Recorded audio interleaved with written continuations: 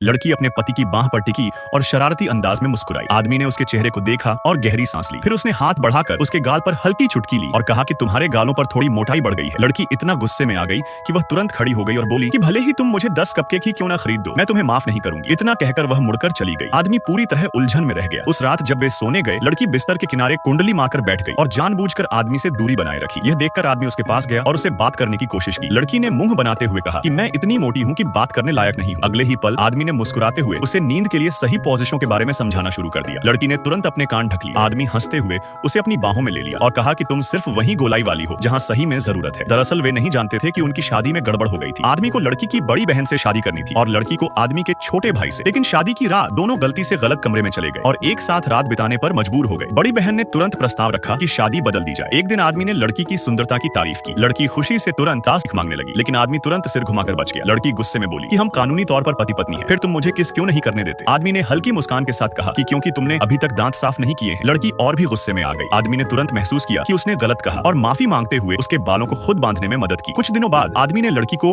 अपने माता पिता से मिलने अपने घर ले गया। लड़की ने तुरंत उन्हें फूल भेंट की। पिता मुस्कुराते हुए बोले कि वह उनकी शादी को मंजूरी देता है। माँ ने लड़की को एक जेड की कंगन दी जो परिवार की प्रतिष्ठा का प्रतीक था। लेकिन पिता क्रोधित हो गए और आदमी को कमरे में बुलाकर कहा कि लड़की पूरी तरह अयोग्य है और जल्द से जल्द उसका तलाक दे दो। घर लौटने के बाद आदमी ने लड़की के प्रति अपना व्यवहार बदल दिया। क्या वह अपने पिता की तलाक की मांग मान लेगा? अगर आप जानना चाहते हैं तो मेरे चैनल को सब्सक्राइब करें।